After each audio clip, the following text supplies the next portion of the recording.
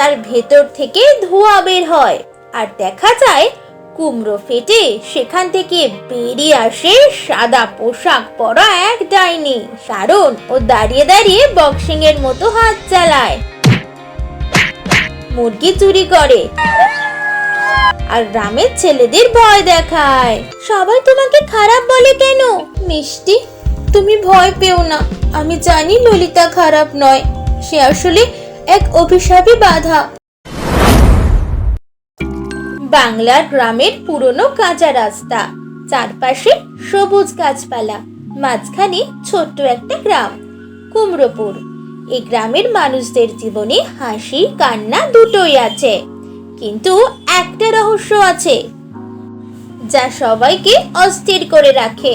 রফিক মিস্ত্রির বাড়ির চালের ওপর একটা বড় কুমড়ো রাখা আছে। লোকজন ফিসফিস করে বলে ওই কুমড়োতেই থাকে ললিতা ডাইনি। ওই শুনেছিস, রফিক মিস্ত্রির বাড়ির চালে নাকি বড় কুমড়োতে এক ললিতা ডাইনি বাস করে? হ্যাঁ শুনেছি।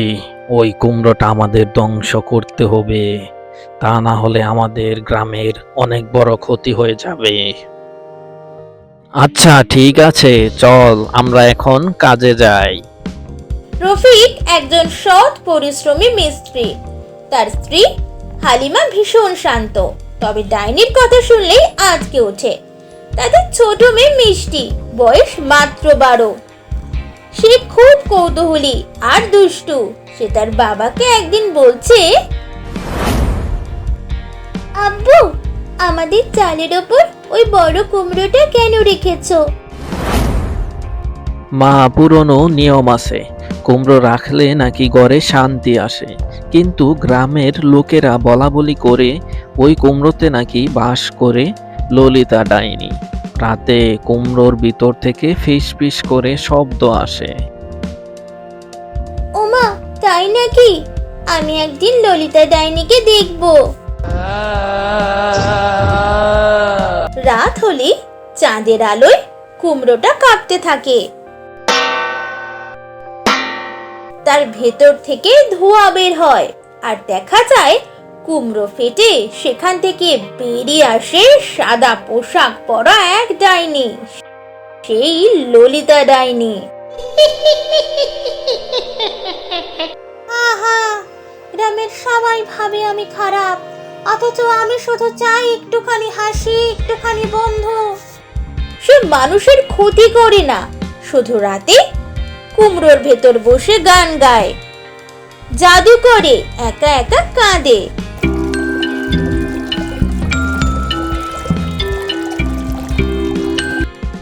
এদিকে কুমড়োপুরের চারপাশে ঘোরে এক দুষ্টু প্রাণী, বক্সার শিয়াল। ওর নাম এমন কেন? কারণ ও দাঁড়িয়ে দাঁড়িয়ে বক্সিং এর মতো হাত চালায়, মুরগি চুরি করে আর গ্রামের ছেলেদের ভয় দেখায়। হা হা হা, কার আছে সাহস আমাকে ধরার? আমি বক্সার শিয়াল।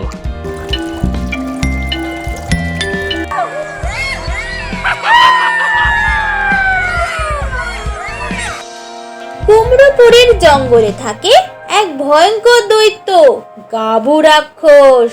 তার বেগুনি শরীর, লাল শিং আর বজ্রের মতো গর্জন। গ্রামবাসী ভাবে আমি দানব, আসলে আমি পাহারাদার। কেউ যদি ললিতাকে আঘাত করতে চায় তবে আগে গাবু রাক্ষসের মুখোমুখি হতে হবে। সে ললিতাকে রক্ষা করে, কারণ একসময় ললিতা এক জাদুতে তার প্রাণ বাঁচিয়েছে। এক রাতে মিষ্টি ঘুম ভেঙে কুমড়ো থেকে অদ্ভুত আলো দেখতে পেল। সে ধীরে ধীরে উঠোনে গিয়ে দাঁড়ালো, চোখ বড় বড় করে দেখলো কুমড়োর ভেতর থেকে সাদা পোশাকের এক মহিলা বের হচ্ছে। ললিতা ডাইনি। কিন্তু আশ্চর্যের বিষয়, ললিতা মিষ্টিকে দেখে কিছুই করলো না, বরং নরম গলায় বলল, ভয় পেও না মেয়ে, আমি কারো ক্ষতি করি না। তাহলে সবাই তোমাকে খারাপ বলে কেন? কারণ আমি আলাদা, মানুষ যাকে বুঝতে পারে না তাকেই খারাপ ভাবে। মিষ্টির চোখে জল এসে গেল। সে প্রথমবার বুঝলো সব ডাইনি খারাপ নয়। পরদিন সকালে হাতে খবর ছড়িয়ে গেল, রফিক মিস্ত্রির মেয়ে নাকি ডাইনিকে দেখেছে। লোকজন হট্টগোল শুরু করলো। আমি তো আগেই বলেছিলাম কুমড়োর ভিতরে ডাইনি থাকে। আমাদের উচিত কুমড়োটা ভেঙে ফেলা, তা না হলে সর্বনাশ হয়ে যাবে। ঠিক আছে, চলো, সুযোগ বুঝে একদিন রাতে সবাই মিলে কুমড়োটা ভেঙে ফেলবো। কেউ কেউ বলল ডাইনিকে পুড়িয়ে মারা উচিত, আবার কেউ চুপ করে থাকলো। রফিক আর হালিমা ভয় থরথর করছে, তাদের মিষ্টিকে নিয়ে দুশ্চিন্তা। সেই রাতে মিষ্টি আবার কুমড়োর পাশে বসেছিল। হঠাৎ আকাশে আলো ঝলমল করে নেমে এলো এক সুন্দর পরী।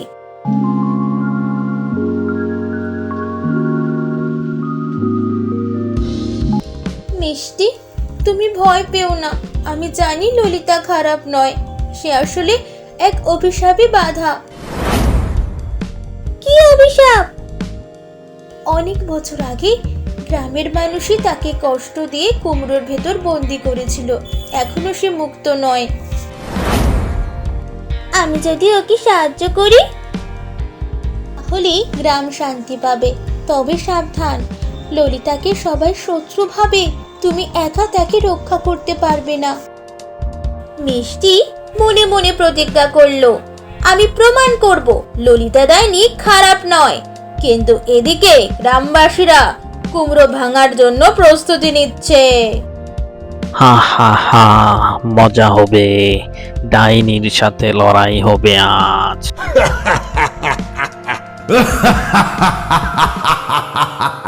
যদি কেউ ললিতাকে আঘাত করে তবে আমি পুরো গ্রাম কাঁপিয়ে দেব। এভাবেই শুরু হলো কুমড়োপুর গ্রামের আসল লড়াই। অজ্ঞতার ভয় বনাম সত্যের সাহস। ছোট্ট মিষ্টি কি পারবে ললিতা ডাইনিকে রক্ষা করতে? গ্রামের মানুষ কি বুঝবে সব ডাইনি খারাপ নয়?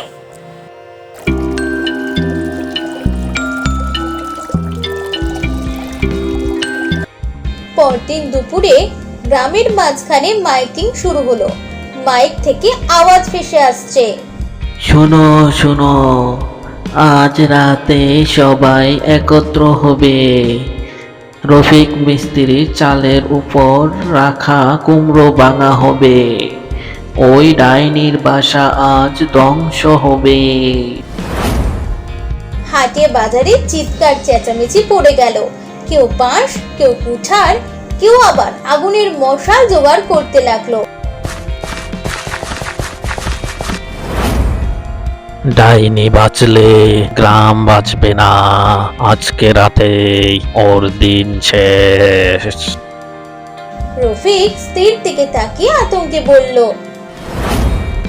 হালিমা, এরা যদি কুমড়ো ভাঙে তবে ললিতা মরবে, কিন্তু আমরা কি পারবো ওদের থামাতে? কি হবে? মেয়েটার ললিতার পক্ষে দাঁড়িয়েছে, সবাই যদি বুঝে ফেলে ওকেও ক্ষতি করতে পারে। এদিকে মিষ্টি চুপি চুপি কুমড়োর পাশে গিয়ে দাঁড়িয়েছে।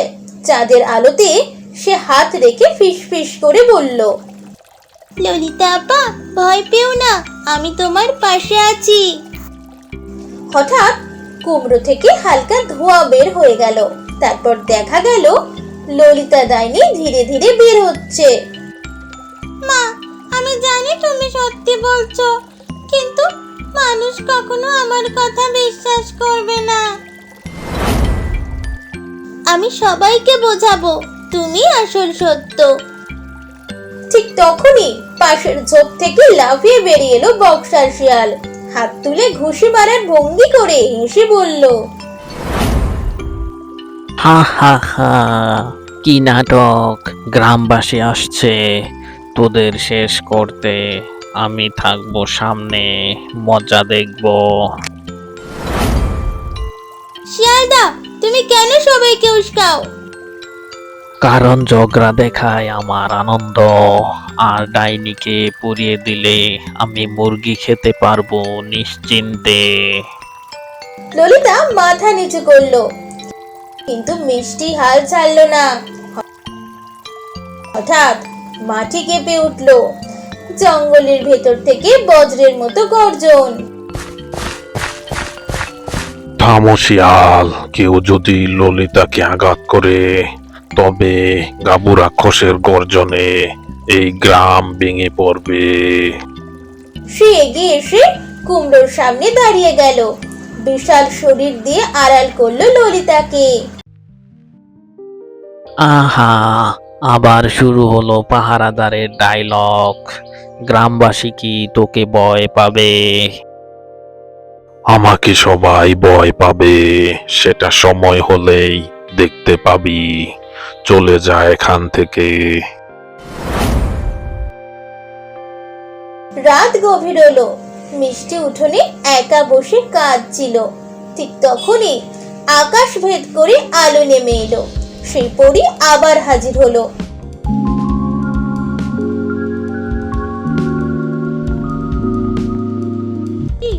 আজকের রাত খুব বিপজ্জনক, গ্রামবাসীরা কুমড়ো ভাঙতে আসবে। তুমি যদি সত্যি ললিতাকে বাঁচাতে চাও তবে একটা কাজ করতে হবে। কি কাজ? ললিতার অভিশাপ ভাঙতে হলে গ্রামের মাঝখানে দাঁড়িয়ে 3 বার বলতে হবে, ললিতা সত্যি ডাইনি নয়, সত্যি বন্ধু। কিন্তু সাবধান, তখন পুরো গ্রাম তোমার বিরুদ্ধে যেতে পারে। আমি ভয় পাবো না, সত্য কখনো লুকিয়ে রাখা যায় না।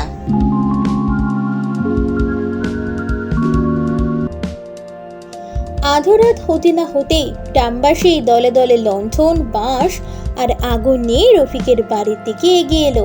চিৎকার উঠল, ডাইনিকে শেষ করো, কুমড়ো ভেঙে ফেলো। রফিক ভয় মাটিতে বসে পড়ল। হালিমা মেয়েকে আঁকড়ে ধরল, কিন্তু হঠাৎ সামনে দাঁড়িয়ে গেল মিষ্টি।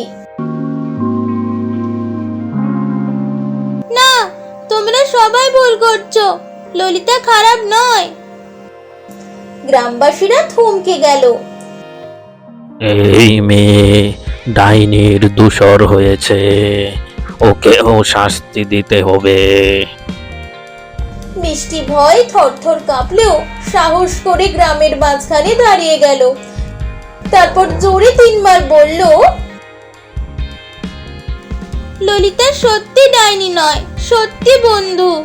ললিতা সত্যি ডাইনি নয়, সত্যি বন্ধু। ললিতা সত্যি ডাইনি নয়, সত্যি বন্ধু।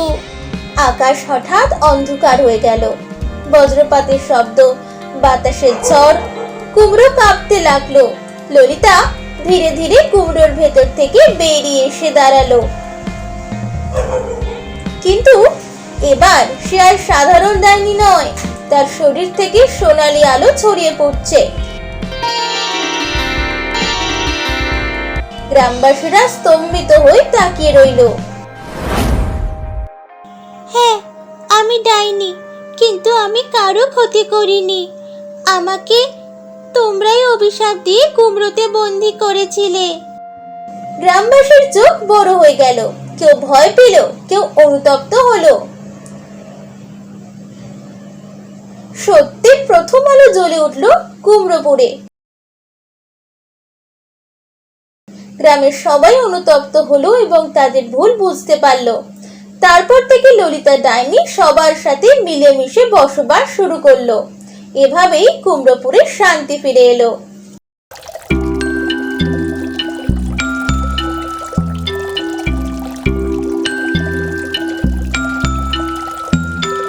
বন্ধুরা, গল্পটা আপনাদের কাছে কেমন লাগলো? যদি ভালো লেগে থাকে চ্যানেলটা সাবস্ক্রাইব করে দেবেন এবং কমেন্টে আপনাদের নাম বলে দেবেন। বন্ধুরা, আমাদের আগের ভিডিওতে কমেন্ট করেছিল রাজীব ও জুনাইদ হাবিব। সবাই আমাদের পাশে থাকবেন। বাই বাই বন্ধুরা।